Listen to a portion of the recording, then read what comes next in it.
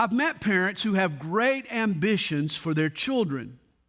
In fact, they're hoping to shape child prodigies academically, musically, artistically, athletically. They spend time and money on camps and lessons and trainers. And there's nothing wrong with providing children these advantages. But what I want you to know is that you can do all that I've mentioned and more and still not fulfill a parent's purpose. As we learned yesterday, above all else, a parent's God-given responsibility is to teach their children obedience and respect. Left to themselves, a child will disobey and go his own way. A child needs to learn to honor and to obey, and they won't learn it from the world that we live in. It's a parent's purpose to teach them. We're studying here Ephesians 6, verses 1 through 4, God's principles for parents. And remember the acrostic that's serving as our outline for our studies here on parenting, PTA, a Parent-Teacher Association. Our first session was on the P, on a parent's purpose. Our last session will be on the A parent's avoidances. But tonight we want to talk about the T, a parent's tools. Again, Ephesians 6, beginning in verse 1 reads, "Children, obey your parents in the Lord, for this is right. Honor your father and mother, which is the first commandment with promise, that it may be well with you and you may live long on the earth." And then he speaks to the parents, verse 4. "And to you fathers, do not provoke your children to wrath, but bring them up in the training and admonition of the Lord." Again, a parent's purpose is to teach their children obedience and respect. You win a child's respect while insisting on their obedience. And according to Ephesians, you teach a child to obey by employing two tools: the training and the admonition of the Lord. Or to say it another way, correction and direction. Paul is saying to us here that godly parenting is a blend of both discipline and encouragement. It was Martin Luther who once said, "Spare the rod and spoil the child." That is true. But beside the rod, keep an apple to give him when he has done well. In other words, to be a good parent, you need two tools. You need a means of disciplining rebellion and an incentive that encourages respect. In the words of Martin Luther, a rod and an apple. My second son, Nick, he was a great kid, but he was a kid nonetheless. And there were days when Nick, like all kids, would push our limits and test our boundaries. One such day when Nick was about 5 years old, he had pushed and pushed and pushed me to the brink. Finally, I sent him to his room. Well, I went into the kitchen to fetch the dreaded wooden spoon. I was about to dish out some discipline when Nick looked up at me through some teary little eyes, watery eyes, and with a quivering little voice, he said, "Daddy, when you finish spanking me, will you give me a great big hug?" Oh, my heart melted. I mean, what an anger-diffusing, daddy-disarming, mercy-motivating comment for a child to make. And being the loving, compassionate father that I am, guess how I responded to my son? I said, "Nick, of course you know Daddy will give you a great big hug right after I give you the spanking that you've been deserving all day." Then I took that spoon and I applied the discipline that my child needed. For it takes both warm hugs and wooden spoons to properly and biblically raise a child. Ephesians 12, verse 7 insists that a wooden spoon is as sure a sign of a parent's love as a warm hug. Ephesians 12, "What son is there whom a father does not chasten?" According to Hebrews, the parent who only uses warm hugs and never employs the wooden spoon really doesn't love their child. Today, I want to talk about using both warm hugs and wooden spoons are the tools that are needed to teach your children obedience and respect. First, let's talk about the training of the Lord, the wooden spoon. The word in verse 4, translated training, is the Greek term paideia. It means to educate through discipline. There's a private school in the city of Atlanta called the Paideia School, and it's a fitting name. I know nothing about the school, but it's a fitting name. The key to disciplining your children correctly is to ask yourself the question, constantly ask this question: is the correction I've chosen providing a learning opportunity for my child? It should. For discipline should train, not torture. It should prepare, not punish. Proper discipline will accomplish at least three purposes. It will correct, it will protect, and it will perfect. First, proper discipline corrects a crooked course. It pulls back on the reins on a child who started to buck and kick and rebel. It checks and trumps wrong choices. Kathy and I had kids, 4 kids, who liked to assert their independence. And we always thought that was good. We would let go a little at a time, and they would learn to flap their wings and experience some independence. But if they got too far off course, it was our job to then step in and ground them and pull back on some of that rope. A parent has to be wise enough to recognize a wrong direction and then brave enough to put their foot down when it occurs. My job is to teach my kids that privilege and responsibility go hand in hand, and that you don't get the privilege without first accepting the responsibility. Here's a quote from a wise mother, Susanna Wesley. Her words are 200 years old, but they are timeless. In order to form the minds of children, the first thing to be done is to conquer the will and bring them to an obedient temper. To inform the understanding is a work of time and must with children proceed by slow degrees. But subjecting the will is a thing which must be done at once, and the sooner the better. For by neglecting timely correction, they will contract a stubbornness and obstinacy which is hardly ever conquered. Whenever a child is corrected, it must be conquered.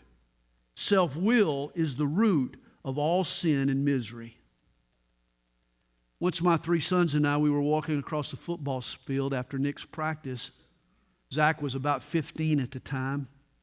And all of a sudden, out of the blue, coming out of nowhere, he looks over at me and he says, "Dad, why don't you take your glasses off and wrestle me? I think I can take you." And he really meant it. I mean, his brothers were shocked. Suddenly, the order and stability of their world was under threat. I said, "Oh, you think you can take me?" Took off my glasses, handed him to little Mac. And in 5 seconds, I had that guy on the ground in a full Nelson, rubbing his little nose right in the dirt. He had underestimated the old man. The world was right again, though, for his 2 brothers. He had underestimated the old man, and I had corrected his attitude. Of course, it was all in fun, but trust me, there have been other struggles with my kids that were no fun at all. They were draining and agonizing. With both toddlers and teenagers, there are lots of wrestling matches. Attitude corrections are a constant occurrence. And your child needs a parent who can wrestle and win. If I have learned nothing else about child rearing, I know one thing: a parent better win the battles. Kids need to know who's boss and that it's not them. Good discipline corrects, but second, it also protects. You know, when my kids were tots, I would spank them for running out into the street and endangering their lives. It wasn't as much punitive as it was protective. I wanted them to view the street as a dangerous place, so I created an effective deterrent. My goal was to erect an invisible wall between them and the traffic.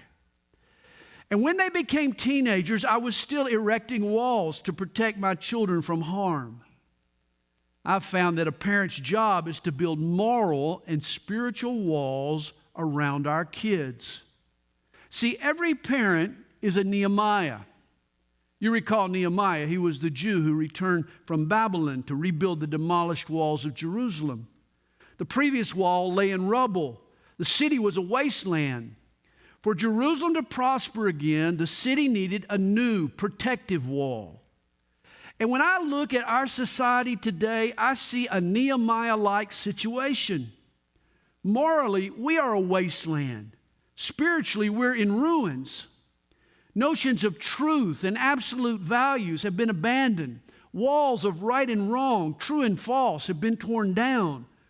And if our kids are going to spiritually thrive, let alone survive, we need to rebuild those walls of truth. Speaking of Nehemiah's efforts, we're told that he rebuilt the wall, and we're given an insightful verse. We're told in chapter 4, verse 13, where he stationed his guards. In essence, what part of the work he considered the most crucial. We're told, I positioned men behind the lower parts of the wall at the openings. In other words, Nehemiah's chief concern was the foundations and the openings. And this is where you as a parent should focus your discipline. Oppose any threat to your children's foundation, that is, their belief system. And watch at the openings, their exposure to the outside world. Be attentive to what they believe and what they receive. We need a parent. There we go. And this is an area where a parent not only battles the evil in the world, but also battles his own children. For you see, kids want to watch the hip movies and listen to the cool music and tune in to popular TV shows, and they have unlimited access to the internet, even when they're accessing moral filth and spiritual garbage. Curiosity and peer pressure combine to produce a blindness. At times, they just don't see why we say no. It reminds me of the kids who wanted to see a movie of which Dad did not approve. They explained, they said, Dad, it only has 4 curse words, 1 sex scene, and some mild violence. But the special effects are incredible and the good guy wins in the end. Well, Dad still put his foot down. Later that night, Dad went into the kitchen to make some brownies. The aroma wafted through the house. Kids came running. But just before they took a bite, Dad told them, he said, guys, I just put a little bit of dog poop in with the brownie mix. It's not a lot. It shouldn't spoil the taste. They're still good brownies. But of course, no one ate. This wise dad wanted his kids to see the obvious. That if a little bit of poop makes the brownies inedible, why doesn't a little bit of filth in a movie make it unwatchable? Parents, it's up to us to just say no. To build walls for ourselves first, and then for our kids. Hey, I don't go to R-rated movies. And while they were under my roof, neither did my kids. And did my teenagers always appreciate my standards? Not hardly. At least not at the time. You see, a parent loves their kids, yet at times they're hated for insisting on what's best for them. A mom and dad have to remind themselves that they're not running for re-election. The goal of every parent is not to be popular, but it's to grow healthy and godly kids. Don't forget that. You see, one day your kids will thank you for not standing idly by and letting them load their minds down with trash. It was Mark Twain who once said, when I was 16, I thought my dad was a fool. When I turned 21, I was amazed at what the old man had learned in 5 years. In the meantime, I have adopted Nehemiah's battle cry, chapter 4, verse 14, fight for your sons and for your daughters. Parenting involves a fight. Well, proper discipline, it corrects, it protects, but then third, it also perfects or it matures. And this kind of discipline begins in infancy. When you put off a feeding so that you stay on schedule, when you forbid a child from interrupting their parents' conversation, when you respond to a request with a not now and require of your children some patience. See, when you delay their gratification, it disciplines and builds character in that child. Pediatrician John Roseman, he once wrote, "A child isn't going to develop the strength of character to say no to things like drugs, alcohol, and sex in the absence of parents who themselves don't have strength to say no when the child whines for a new video game or the latest in stereo hardware or a new car." See, every child needs a parent with the guts to say no. It's been said children are like stomachs. They don't need everything we can afford to give them. A child develops self-discipline from parental discipline. Kids don't need to be overindulged and given everything they want. They need to learn how to suppress a desire at times, how to do without a whim, how to turn from a temptation, how to put a principle above a convenience. Proper discipline will correct, it will protect, and it will also perfect a child's character. See, for kids to grow into responsible adults, they have to learn that certain actions carry painful consequences. And when a parent disciplines, we allow that child to taste a healthy measure of those consequences. My discipline of my kids followed a three-pronged approach. First, I would give them a reason. Second, I would give them some rope. But then third, I would give them the rod. First, I would give them a reason. I would sit down with my kids and make sure I explain to them, to their understanding, the logic behind the law, the reason behind the rule. I tried to never follow my no with that stock parental excuse, just because I told you so. You've heard that a time or two. That's often the way to cover up lame parenting. See, if a rule doesn't have a good reason behind it, then it probably needs to be discarded. Although sometimes the only reason I could ever offer my kids for saying no was a caution or an uneasiness from the Holy Spirit. Normally the activity would have been okay, but if I didn't have a peace from God, then my kids were taught that that was the best reason of all. Whenever a parent says no to a child, we should be able to provide them the reason and the logic behind our decision. And yet, let me warn you, your reason might not satisfy your child. Kids aren't always interested in logic. So, if they didn't accept the reason, then I would give them some rope. I would engineer a controlled crash. I would lift the parental safety net just enough to let my children taste a little of the uncomfortable consequences of their own actions.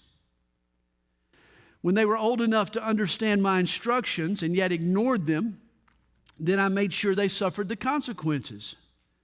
If their shoes weren't on when it was time to go after they had been told to put their shoes on, then they went in their socks. Several times my kids have come to church in their socks. If they ignored my advice and left without a jacket when it got cold, they had to bear it without a jacket. If they didn't eat their dinner, then they went to bed that night hungry. Trust me, a few minutes of cold or one night without dinner is not going to kill your kid. I didn't fight about it, but neither did I bail them out either. I just gave my kids some rope and allowed them to experience the natural consequences of their own actions. They had nobody to blame but themselves.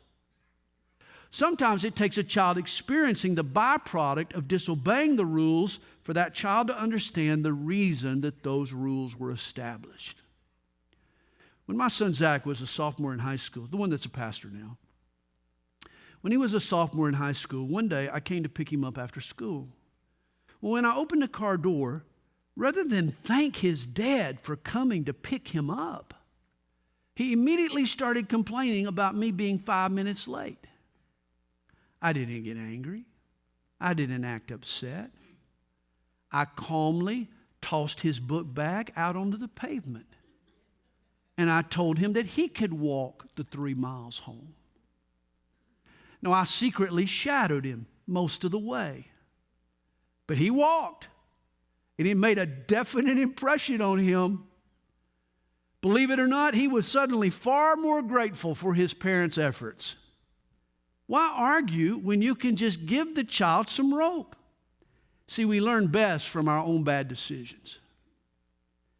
But after giving your child a reason and then giving them some rope, if he or she still hasn't learned the lesson, or if the consequences of the violation are too severe, too painful to let them taste it themselves, then you need to manufacture some less painful consequences to get home the point. Say I tell a 6-year-old not to play in the street, and he disobeys. Well, I'm not going to sit back in the yard and let him get hit blindsided and then say, well, that'll teach him. Should have done what I told him to do. No, when the consequences are too severe to let my child taste them, then it's up to me to manufacture some less painful consequences, but consequences that are still going to get his attention.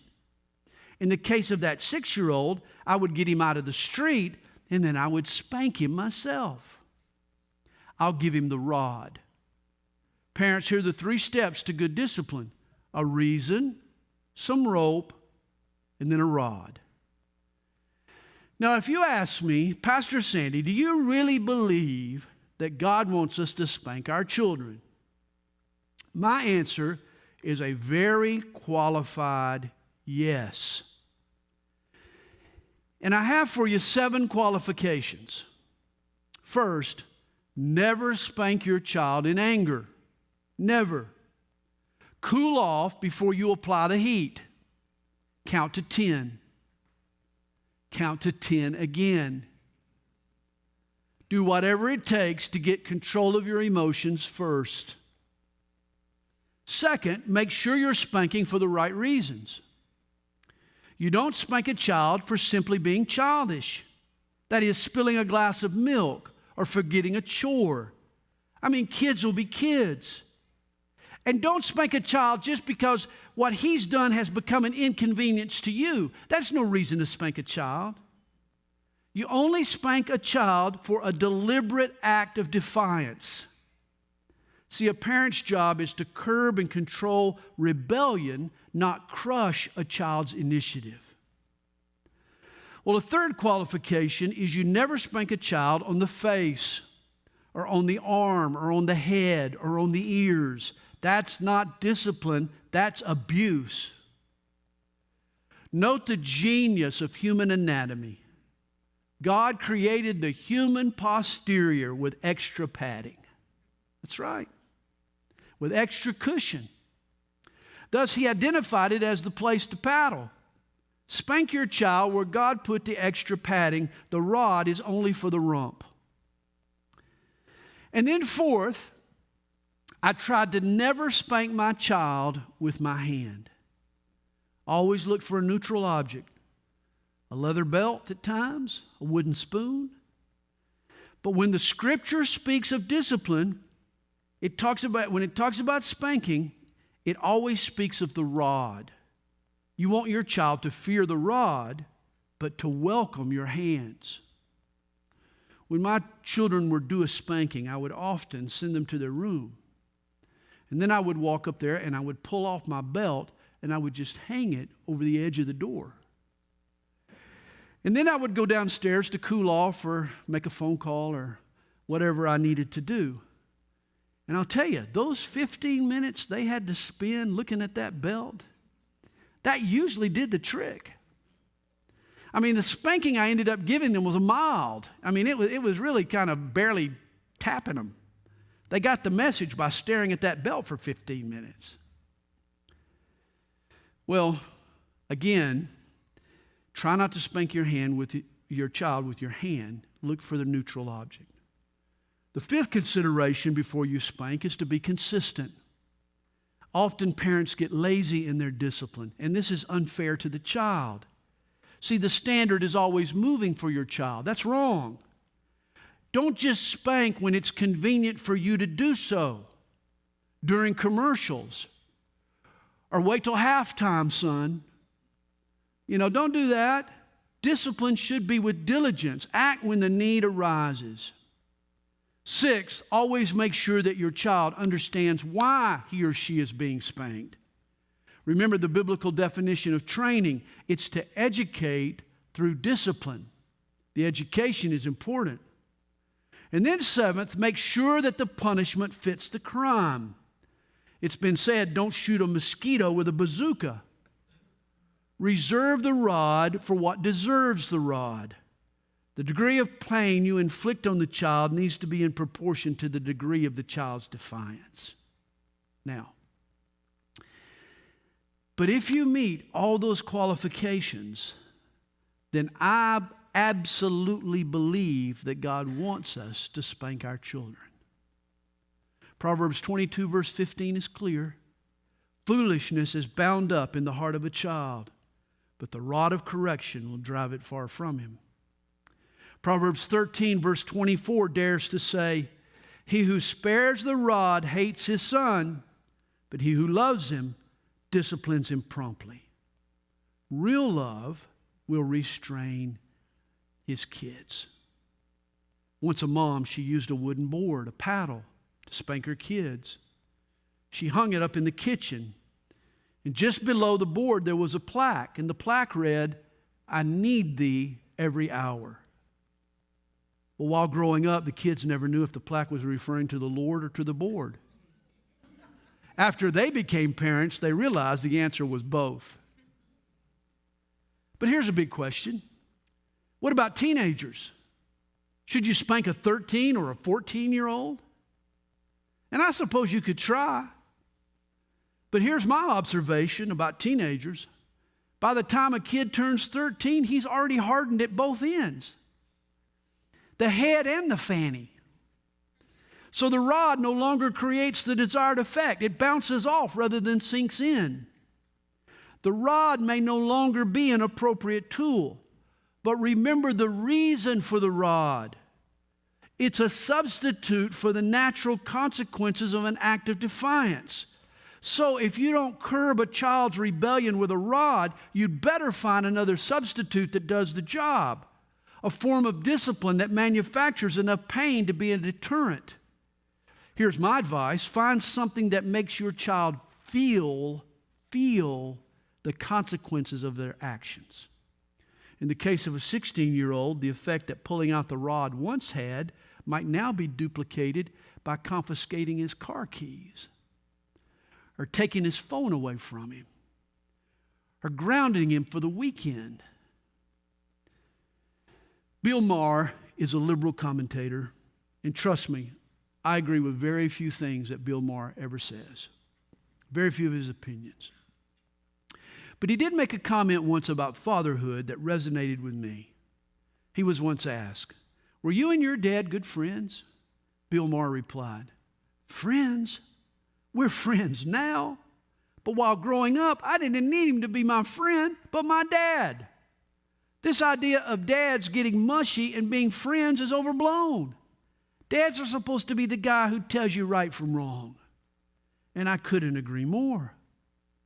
Listen, I want to be my children's friend, and today I am their friend. And I did all kinds of activities while they were growing up to cultivate their friendship. But at times, I had to realize a parent's place is in their kid's face. My kids will have lots of friends over the years who will tell them exactly what they want to hear, but they only have two parents who will put their foot down and insist on what's best for them. Thus, when it comes to training or disciplining your children, I suggest you take a three-pronged approach. Give them a reason, Give them some rope, but then if needed, give them the rod. But along with the rod, please, please don't forget the apple. For along with the wooden spoon, we need some warm hugs. As Paul puts it, the admonition of the Lord. I'm convinced we often spank a child for doing wrong because we haven't given them enough praise for doing right. I mean, some kids draw more attention by getting into trouble than they do by being good. Yes, kids need the rod of correction, but even more so, they need the nod of approval. Over a lifetime, we'll have many, many critics. A child will have multiple critics. They need their parents to be their cheerleaders. When my kids go out to spar against the world, I want them to know that there's two people in their corner, Mom and Dad. We're on their team. I love the story of Derek Redmond. He ran the 400 meters for Great Britain in the Barcelona Olympics. Derek cruised to an early lead. It looked like he might coast to victory until he pulled up in pain. He tore an Achilles tendon and collapsed in the last 50 yards. But that's when something wonderful happened. His dad jumped out of the stands and ran onto the track. He grabbed Derek's arm and helped him cross the finish line. Derek didn't win that day, but he did fulfill a dream by finishing an Olympic race. And it was all thanks to his dad. See, the human tendency is to give up. It's to take the path of least resistance. Kids are prone to give up without a fight. They need to be taught that mountains can be climbed or leveled. They need their parents' encouragement. Notice Paul tells us in our text that we're to admonish our kids, but not just with simple encouragement, but with the admonition of the Lord. And that takes it up a notch. See, God's encouragement is inexhaustible. He looks over us with great pleasure, but to do so, he first has to overlook so much. He refuses to be embarrassed by our failures. God is determined and persistent not to let our sin sidetrack his love. Romans 8 is adamant. Nothing can separate us from the love of God. See, the apple that God uses to motivate his kids is unconditional love and acceptance. And that is the sweetest tasting apple you'll ever bite. And God wants us to extend that same love and acceptance to our kids. Love your kids with God's love. The famous painter of the 18th century, Benjamin West, once explained why he became an artist. One day his mom had left he and his sister Sally at home while she went to the market. While she was away, the kids found a bottle of ink and a pen, and Benjamin tried to paint his sister's portrait. He made such a mess, spilled ink everywhere. The kids feared Mom's reaction when she came home. But when Benjamin's mother walked into the house, she ignored the mess. She just picked up the drawing and she said, "Why, that's Sally." And then she planted a kiss on Benjamin's head. In the years that followed, Benjamin West would often say, "It was my mother's kiss that made me a painter." See, our kids need to be encouraged to pursue what's healthy, not just punished for pursuing what's harmful. I'm so thankful for my parents who, just like God, overlooked my messes and recognized my God-given gifts and talents, and then provided me with the opportunities and the encouragement to develop those abilities. See, God fills our kids with boundless energy and ideas. Their parents' job is to channel it all in the right direction. I got another story of a not-so-famous painter. One day I came home from work and was met at the back door by my youngest son, Mac. He was 5 years old at the time. I'll never forget it. He grabbed me by the hand and he led me to the picture hanging from the magnet on the refrigerator. It was his masterpiece. Now realize the faces were green, the sky was orange, the clouds were brown, the grass was red. But Mac was so proud of his picture. He was looking for my approval. And I made it such a big deal. I said, "Man, this picture is a fabulous piece of art. We can sell it for millions." After my rave review, a huge smile appeared on Mac's face, and I'll never forget what he said to me. He said, "Dad, I thought you'd say that." I was so glad he had become accustomed to my support.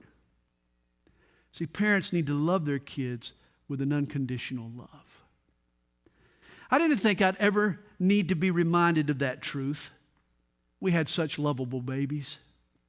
They cooed and they cuddled, and love just oozed out of their every pore.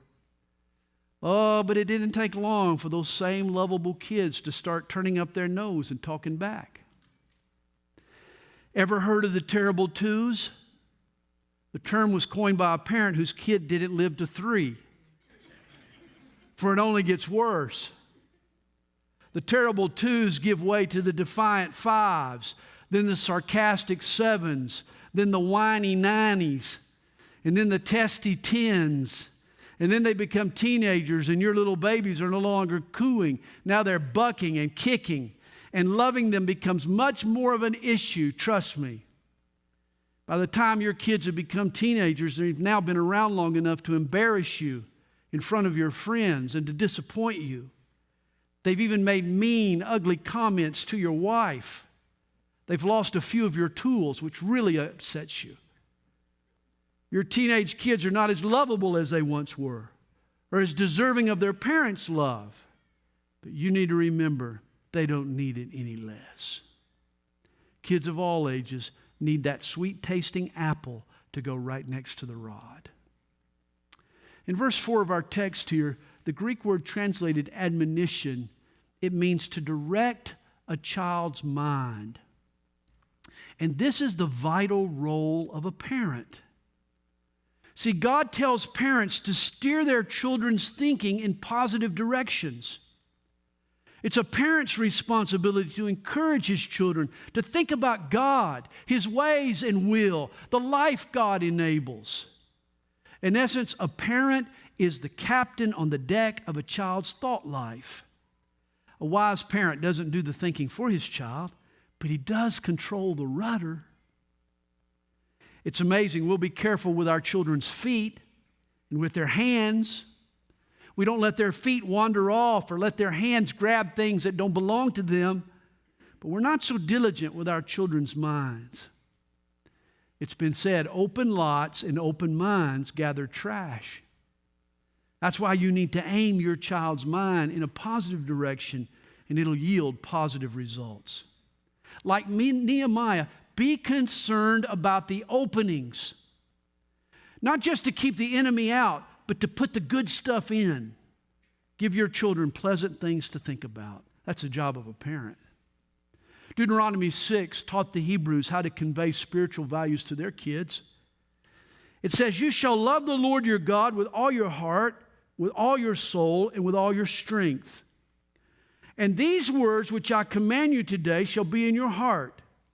You shall teach them diligently to your children, and shall talk of them when you sit in your house, when you walk by the way, when you lie down, and when you rise up." In other words, you teach your kids while you live life with them. As you walk through life, through life's challenges and trials and disappointments and triumphs, you're always looking for the teachable moment. As you live out your faith, you apply spiritual values to practical issues and you share it with your kids. When you do that, all of life becomes a Bible study.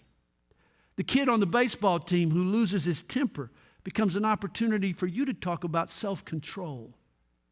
A peer's rejection is the springboard for a discussion on why your child's security needs to be in Christ, not in other people. Nervousness before a test is fertile ground to teach the power of prayer and the help of God's Spirit and the importance of studying every now and then. Read the Bible and pray with your kids. But do more than that. Apply the Bible to everyday stuff, for when you do, your kids will see that Jesus is real and that Christianity is for today. One Christmas, I'll never forget it now, a neighbor a few streets over had a nativity set in his yard. And it was so lifelike. It was complete with Mary and Joseph and the baby Jesus. And my kids were attracted to this nativity set, especially Natalie. She was just 3 years old at the time.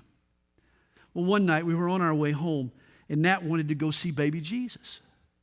Well, it was late, and I was tired, and I just wanted to get home. And her older brother, Zach, always the pragmatist, explained to his sister that the baby was just plastic. That's not Jesus. But to Nat, that manger scene was so real. She just wanted to tell Jesus that she loved him. That's what she said. But when I tucked my daughter into bed that night, she was still crying because she couldn't go see baby Jesus. I had just settled into my chair when all of a sudden God pricked my heart. Man, I made a mistake. I'll never forget walking into her room, throwing a blanket over her, scooping her up in my arms. We went outside, and I drove her back over to that nativity set. And I'll never forget sitting in man's front yard in his grass with my little girl us talking together about how much she loved Jesus and I loved Jesus. See, since that night, I've tried to never miss a teachable moment with my kids. I like the old Scottish proverb, better felt than told. When it comes to transferring our faith to our kids, applying a lesson, living a spiritual truth out in front of them is always more effective than merely hearing a sermon. I'll never forget my dad. He was an usher at our Baptist church that we went to, and we had a problem with some kids coming up and breaking into cars at night. One Sunday night, we were on our way home. My dad came in. He had chased one of the burglars. He had chased him across the parking lot, and he had chased him up through into the woods. Well, when the guy went up into the woods, my dad tripped over a stick or a rock or something, and he skid his knee on the pavement, tore his knee out of his suit pants. And so he came in and he told the story. And I always said, Dad, what were you going to do with the guy if you caught him? He never answered. But I'll tell you, those torn pants taught me more about Christianity than a lot of Bible studies I've heard, a lot of sermons I listened to. It was a practical lesson. Here was a man that lived what he believed, and he wanted to do what was best for others, and he was protecting the church. I'm just telling you, when you live it out in front of your kids, that's what counts. That's where the faith gets transferred. Well, in closing tonight, a parent's purpose is to teach their kids obedience and respect. And we have two tools to do so: training or discipline, and admonition or encouragement. But maybe today the parent is the one who needs encouragement. You know, being a parent can take its toll. The job is not for the faint of heart. Maybe you've been in a fierce fight for your family, and quite frankly, you're worn out. You're tired of fighting the world. You're tired of even fighting your own kids.